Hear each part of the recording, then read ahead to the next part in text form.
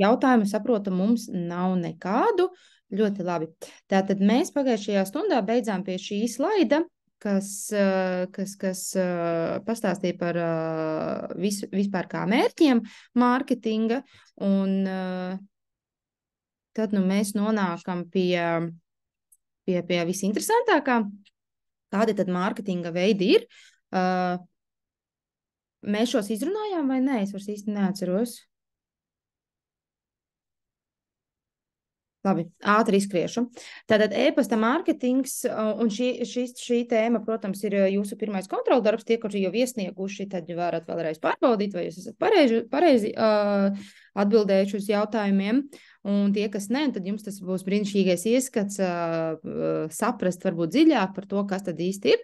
Tātad e-pasta mārketings bija viens no pirmajiem elektroniskiem mārketinga veidiem, jo visa informācija tika sūtīta caur e-pastiem, un bieži vien tas nebija domāts privātpersonām vai privāta pakalpojums, bet tas bija vairāk domāts kā uzņēmumiem savā starpā komunicēt. Un neapšaubāmi, ka tas bija tāds milzīgs liels sarakstes veids, kā tad viss tas notikās.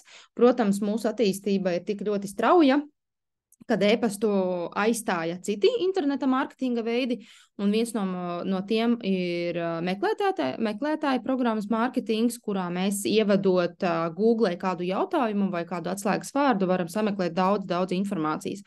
Un uzņēmumi, protams, ir sapratuši to, viņi maksā Google kontam vai Bingam vai vienalga kuram pārlūkam, lai savu uzņēmumu kādu atslēgas vārdu ievadītu pēc alfabēta kārtībā, jo alfabēta kārtības nozīmē, ka jūsu informācija būs pirmā. Tātad, attiecīgi maksājot Google Ad pakalpojumu, uzņēmums pirmais, kas izmetās, tās ir visas reklāmas,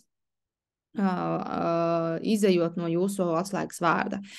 E-pastam ir ļoti, šeit nav tas pieminēts, bet e-pastu nomainīja telemarketings, un arī šobrīd tas eksistē, gan vairs netik aktīvi kā gadi 10 atpakaļ, 15, bet doma ir tieši tā pati, kad mēs šobrīd sazinamies ar saviem klientiem caur telefonu.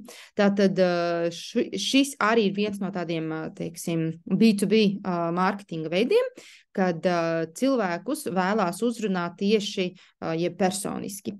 Sociālo tīklu mārketings ir visu, kā šodien mēs pieskaramies, vai mēs skatāmies TikToku, vai mēs lasām kādu bloga rakstītāju, kādus tekstus, vai viņš ir ierunājis kādu video vai pamācību. Protams, visā sociālo tīklu, teiksim, kādi vien no mums ir iespējami. Protams, jums jauniešiem vairāk ir TikTok tīkls, kas jums ļoti ir aktuāls, kur informācija ir dinamiska un strauja, un jūs varat sadalīt pa grupām, jeb arī, teiksim, YouTube konts, kurš ir arī tā kā informācijas plūsma. Ja jūs piesakojat kādam blogerim, tad tur visnotaļ ir teiksim, vispiemērotākais vieta, kur var ievietot aktuālo informāciju. Tiešsaistes reklāmas ir ļoti līdzīgas kā sociālo, bet tiešsaistes reklāmas ir vairāk domāts par to, kad mēs uzreiz esam kopā ar jums. Piemēram, es šobrīd ar jums esmu kopā, tātad tās arī ir tiešsaistes. Es tikai neko nereklamēju, bet jūs apkalpoju. Bet, protams, ja jūs pieslēgtos kādai, es nezinu, treniņam, vai jūs gribētu apgūt kādu pavāru, teiksim, kursu vēl kaut ko, protams, iesaistas reklāma arī ir ļoti laba, kad reklamē gan pašu produktu var reklamēt, gan var reklamēt arī pašu pakalpojumu. Ja? Tātad tas ir viss arī pie interneta mārketinga. Katalogi un saraksti pēc tematikas ir gan drukātie katalogi, ir gan arī elektroniskie katalogi, un kas biežāk tos izmanto.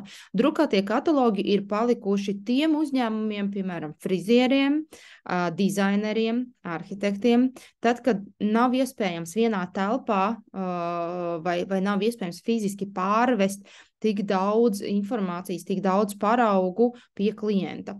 Tāpat skaitā frizieri, protams, tur katalogos matu krāsu paraugus, lai jūs saprastu, kādi toņi pēc kādiem cipariem varētu būt vēlami jūsu gaumē, jūsu matu struktūrai. Ja? Iepriekš, ja katalogi tika drukāti biezā slānī, tie netika taupīti, tie bija, teiksim, ļoti populāri, tad mēs saprotam, ka viss, kas ir izdrukāts, tas ļoti ātri noveco. Un novecojuši nozīmē nederīgs. Nederīgs nozīmē, ka viņu kaut kur ir jāutilizē. Tas nozīmē vispār nekvalitatīvi, jeb neapdomīgi izmantoti resursi. Līdz ar to ir nonākuši visi katalogi elektroniski. Tā pašā skaitā mēs tagad redzam aplikācijas, Rimi aplikācijas mums arī ir. Un mums ir arī Lidl un Maximas un kādas tikai vēl nav aplikācijas, lai mums samazinātos printējamie katalogi ārā.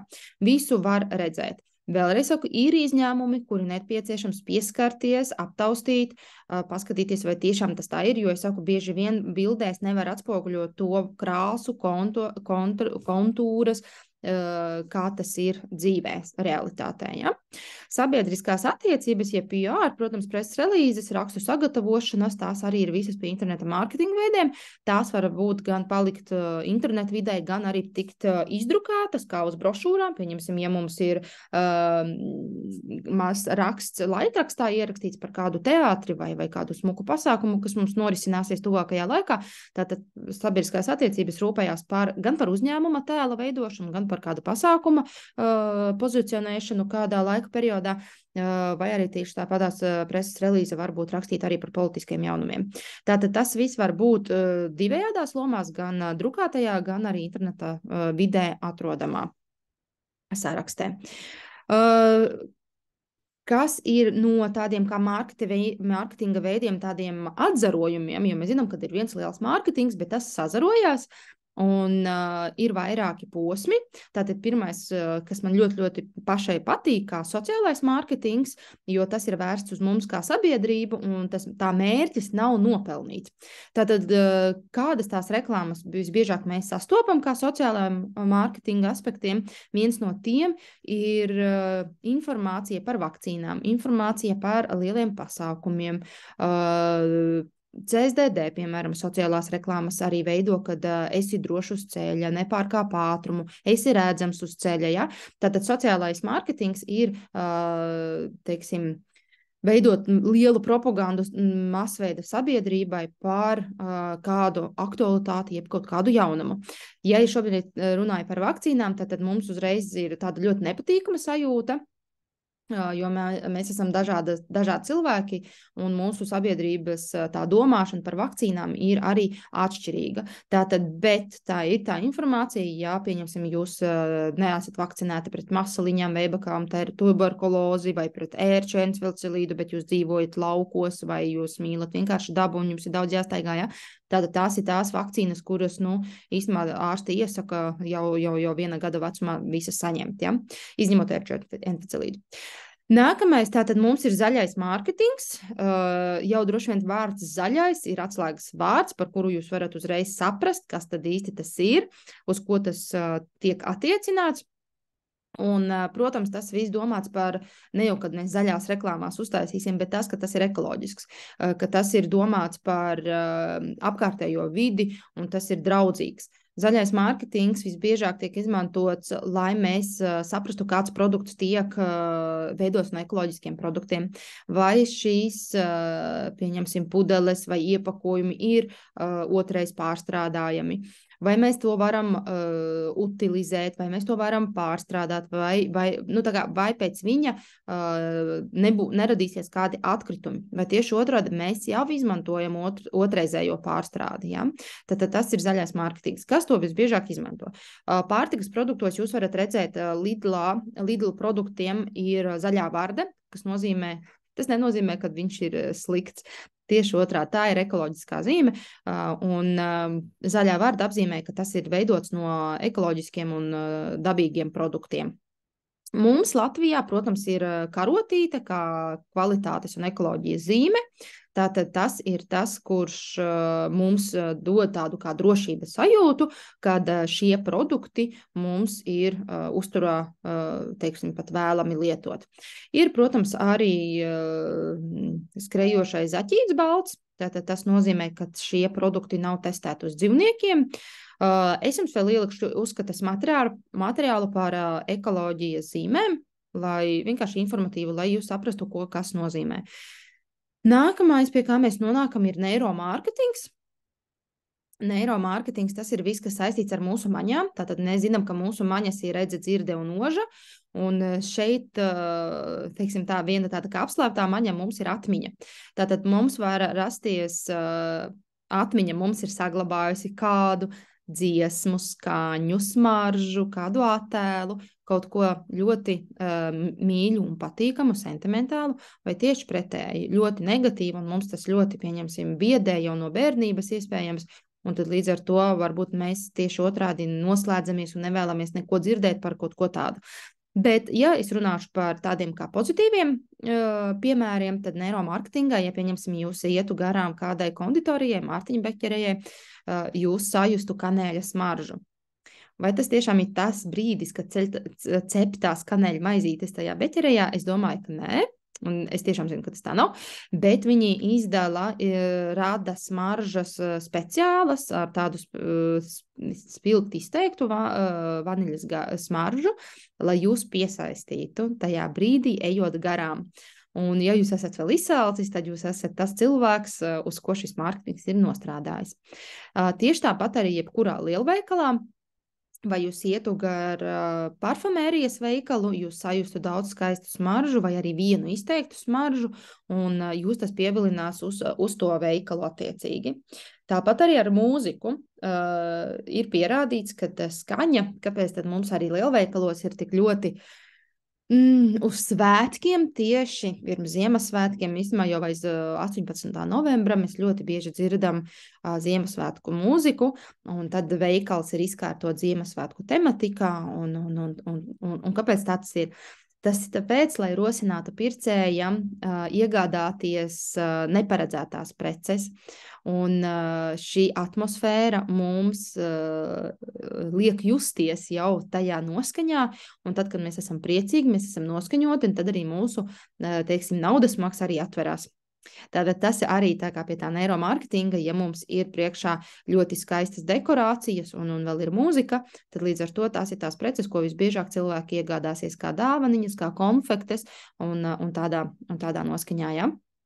Satura mārketings, tas, protams, ir izstrādāts tāds kā komunikācijas veids, kas ļauj piešķirt attiecīgam zīmolam tādu kā vērtību, un, protams, tas būs tas, kas atšķir šo produktu no konkurentiem, ja? Un, protams, tas veicinās arī zināšanas par konkrēto produktu jeb pakalpojumu. Piemēram, kāpēc tad viedierīču ražotāji veido testēšanas video. Tas nav tāpēc, lai informētu īstenībā jūs bez nekāda iemesla. Nē, tas ir tas satura mārketings, kurš jums izstāsta, ar ko atšķirās šis attiecīgais telefons vai planšdators no iepriekšējā modeļa. Un tad tiek viņš testēts, un tas ir tas satura mārketings, kad jums izstāsta, no kā tas ir veidots, kā viņš ir uzlabots no iepriekšējā modeļa, kādas funkcijas viņš veiks labāk, vai viņš ir uzlabotāks, ja? Tātad tas arī ir satura mārketings, kurš izstāsta mums par šī produkta īpatnībām.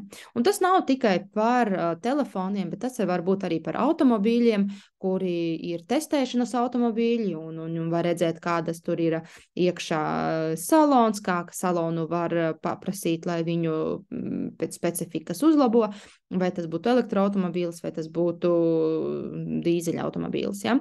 Tātad satura mārketings ir tas, kurš izstāsta, parāda, tiek aprakstīts par kādu konkrētu preci jeb pakalpojumu. Ja meitenes man tie vairāk pieslēgušās, ja, tātad satura mārketings ir tas skropstu un uzaču, pieņemsim, pieaudzēšana un tonēšana, jeb aizmirstu tagad, kā saucās, uzaču krāsošana, ja, tātad tas ir arī, kā to dara, kāds ir efekts, ja, no kādiem materiāliem tas tiek darīts, un tas ir jebkur skaistuma kopšanā, tas arī var būt satura mārketings. Ja izstāsta kādi produkti, kas pēc kāda produkta, kas kādu produktu lieto pie kādas ādas tipa vai matu struktūras, ja, vai nagu. Nonākam pie digitālā mārketinga. Tas, protams, ietver visu, kas saistīts tieši ar tiešsaistes mārketingu, un tātad mums ir jāsaprot, kāds digitālais mārketings taču mums šajā brīdī būtu nepieciešams, vai kā mēs šo rīku izmantotu, lai pievilinātu sev klientus. Viss, kas saistās ar tādu kā digitālu, mēs varam redzēt brīnišķīgu video, kuru izveidoja Maksima. Es jau tās pārkopēšu, lai jūs redzētu. Un tad jūs varēsiet man uzrakstīt čatiņā, kurš no pircēja jūs esat. Jā, rekur, es ceru, ka jūs vēl neesat redzējuši, un jums tas būs pārsteigums. Dokumentālā sērija. Man ir jautājums, vai jūs dzirdat? Dzirdēt var skotā, bet redzēt, nē, ir tā kā iespildusi vismaz manā ekrānā. Ok, labi. Prezentācija. Jā, ļoti labi. Es tūlītās nošērošu tieši pašu šo, un tad jūs redzēsiet manu video. Tā. Šeit. Vai jūs arī tagad nevarat redzēt, vai ne? Tagad var redzēt pašu Facebook un tā kā to video. Tagad jūs redzat, jā, brīnišķīgi. Tātad es palielināšu, lai jūs viņu ļoti labi redzat, lai jums būtu interesantāk. Tika novērojami Maksimā. Tiktiks. Iepirkšanās eksperts, atlaižu ķērājs. Leģendārs džungļu veikalos, nu gatavs iekarot veikalus Latvijā. Šajā ziemā Tiktiks pametis silto zemju tālis, atgriežoties Maksima veikalos un ir apņēmies apgūt vietējo veikalu džungļiemītnieku paradumus. Vai esi gatavs kādu no tiem atpazīt? Mednieks. Katras barības ķēdes augšgalā nemainīgi ir mednieks. Viņš savas darbības veids pārdomāti, bet izlēmīgi. Apskata katru atlaidu un piedāvājumu, katru cenu starp kilogramu un ražotāju. Brīžiem izvēle starp tik labiem piedāvājumiem var būt sarežģīta, bet mednieks nevilcinās. Viņš metās virsū uz sev kārotajam pirkumam. Izklaidīgais. Veikala džungļi ir plaši un resursiem bagāti. Daži tajos ierodas ar konkrētu mērķi, bet pazūd piedāvājumu pasaulē. Izklaidīgais džungļu pircējs apņēmies iziet no veikala ar vienu piena paciņu, taču viņa uzmanību novērš lielas atlaides, krāsaini piedāvājumi, sen aizmirstas vajadzības un pēkšņi impulsi. 2 stundas vēlāk apburtais pircējs ir paveicis savu misiju un dodas mājās ar lieliem maisiem. Tomēr piens ir aizmirsts. Plānotājs. Plānotājs ir īpaši nosvērts veikala džungļu iemītnieks, kas atpazīstams pēc iepirkuma saraksta rokās un nesalaužamas apņēmības. Plānotāji ir pārliecināti par savām izvēlēm un gribas spēku.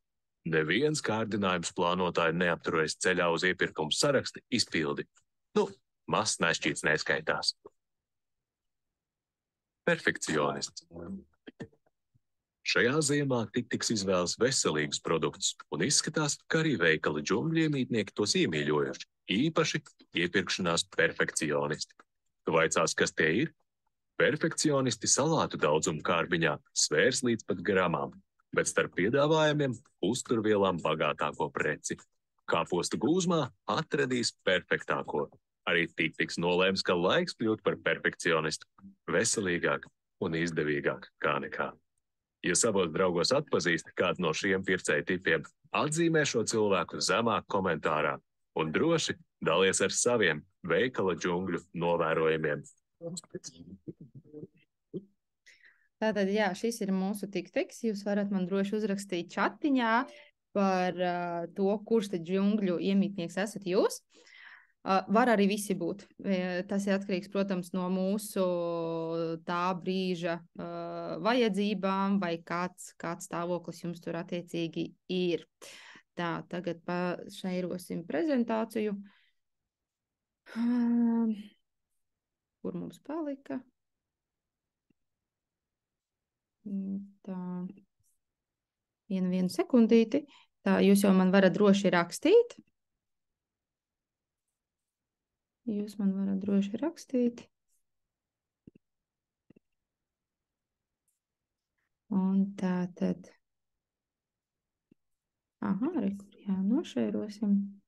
Tā, jūs redzat manu prezentāciju? Jā, visu var redzēt. Ok, brīnišķīgi. Tātad plānotājs, arī mednieks plānotājs, jā, baigie plānotāji, nu baigie malači. Tā, bieži vien arī sanāk tā plānošana, bet pēc tam palieku par absolūto izklaidētāju. Tātad, jā, tātad digitālais mārketings ir viens no šādiem paveidiem, kad uzņēmums rada tādu kā priekšstatu par kādu attiecīgo uzņēmumu, un tik, kā jūs šeit redzējāt, tas bija ļoti, ļoti veiksmīgi mārketinga aprakstošais tā kā seriāliņš. Izskatās, ka foršā multinīte, jā, un kad kādi tad plānotāji ir, bet tie īstenībā ir tie, kur mārketinga speciālisti jau apzinās, ka tādi ir. Un attiecīgi tieši šādiem cilvēkiem tiek izstrādātas tieši viņiem attiecīgās mārketinga tādus kā knifiņus. Cenu, pieņemsim, sadalījums, akciju cenu pēc gramiem, vēl kaut kā, ja? Vai pēc attiecīgie produktu iepirkuma. Ja? Tātad, kā tad tiek apkopoti mūsu dati? Tas notiek ar mūsu paldies kartiņas palīdzību. Tad, kad mēs noskanējam savu paldies kartiņu, viņā tiek nofiksēti mūsu pirkums, kādi viņi mums visbiežāk ir.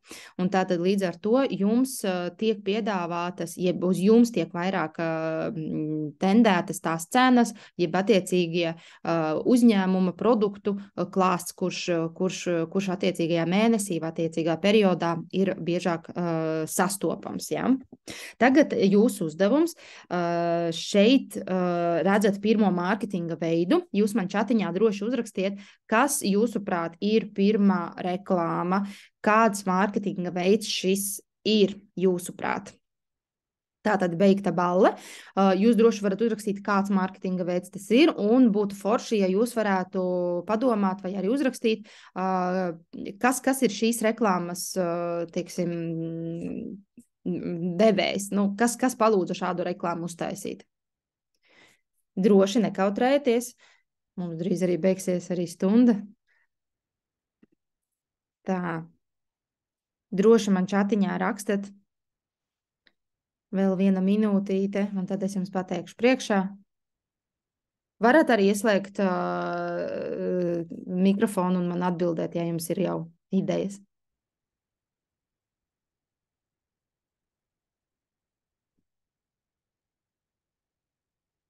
Okay. Tātad šeit pareizā atbilde ir CSDD. Tātad tas ir CSDD uzņēmuma reklāmas izstrādātais vides reklāmas, teiksim, reklāma, un tā ir sociālā reklāma. Ja? Tātad šeit mēs redzam attiecīgi divas reklāmas, jeb divas reklāma veidus, mārketinga veidus. Viens no tiem ir zaļais, tāpēc, ka tas ir tā kā otrais pārstrādājums, tas ir no otrais pārstrādātā spudeles, un viss ir ekoloģiski zaļš. Tātad šeit ir zaļais mārketings, un otrs mums šeit ir informācijas sniegšanas uziņas tas mārketings, jā. Un šo reklāmu ir izveidots priekš Drogas un Garnier sadarbības.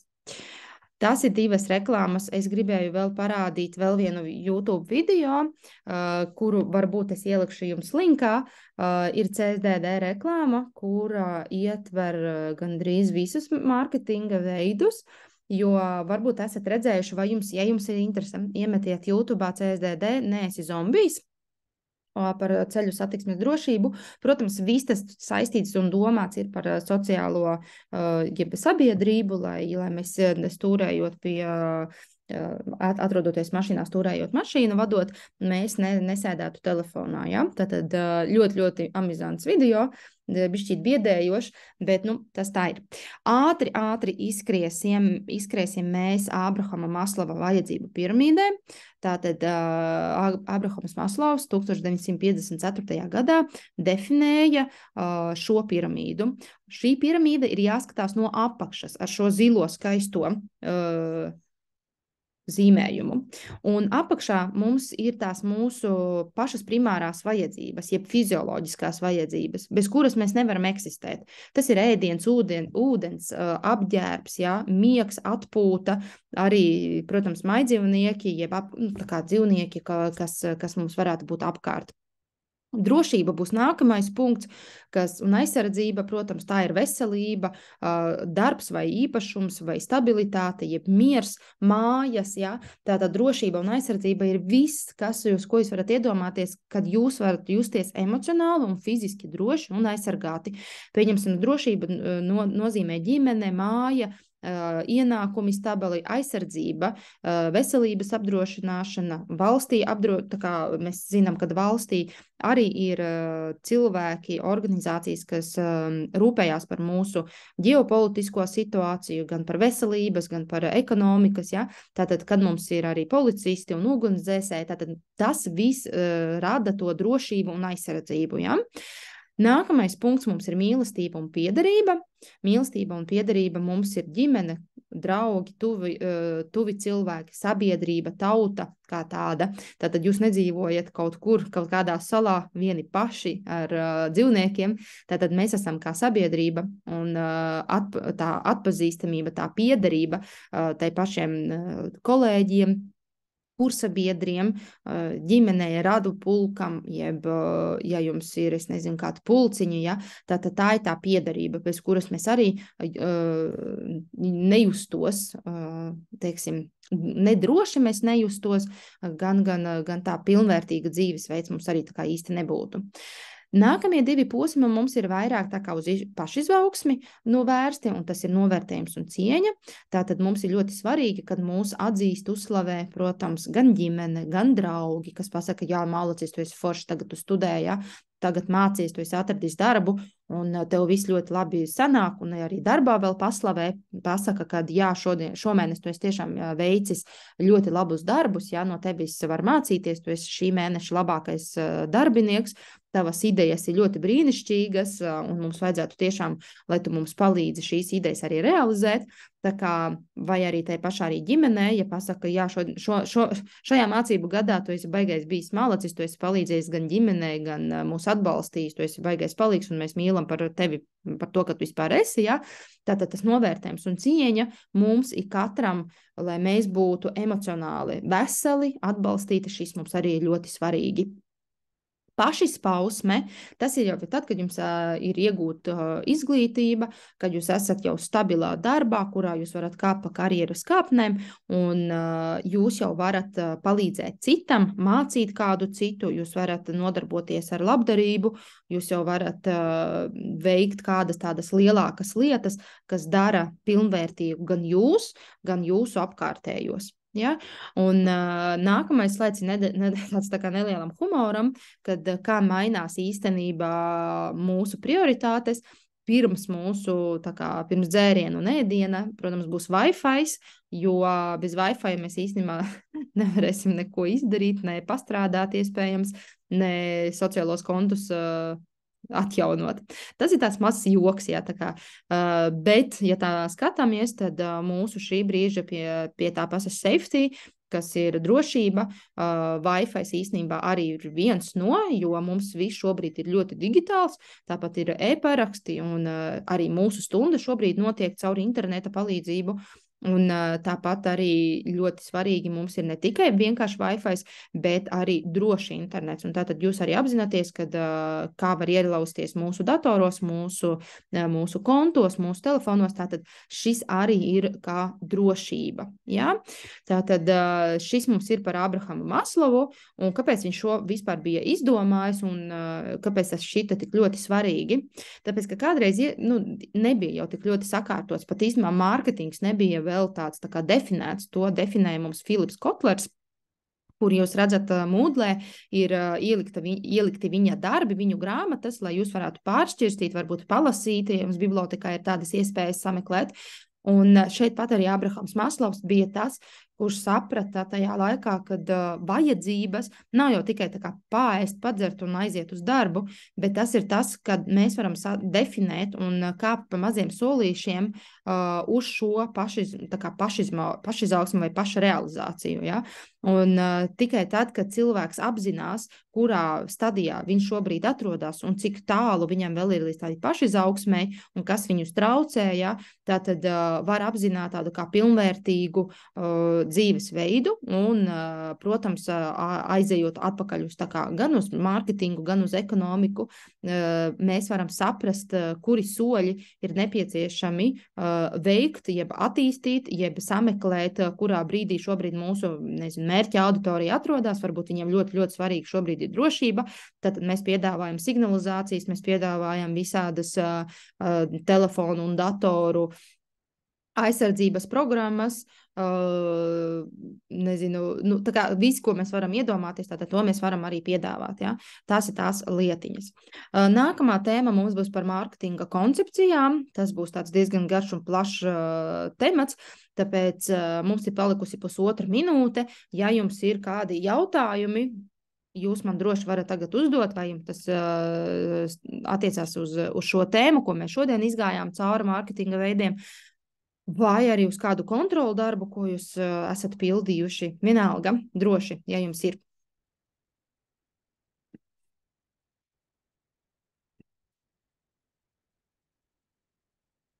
Nevienam nekā nav? Ok. Tātad tad es varu pateikt milzīgs paldies par to, ka jūs esat pieslēgušies, kad ceru, ka jums bija interesanti, un ļoti, ļoti ceru jūs arī satikt nākamajā mūsu stundā aktīvus un ieinteresētus mārketingā. Tā kā, ja mēs atslēdzamies ātrāk nekā es spēju beigt runāt, tā kā novēlu jums brīnišķīgu atlikušo nedēļu un šo dienu, esat aktīvi, strādājiet un mācaties, pildiet visus darbiņus, lai jums tuvāk Ziemassvētkiem būtu mazāk stresa. Tas ir tāds veltījums man, no manis jums, un novēlu jums brīnišķīgu dienu, un tad mēs varam arī atsveicināties. Visu labu, skolotāj! Visu labu! Uz redzēšanos! Visu labu!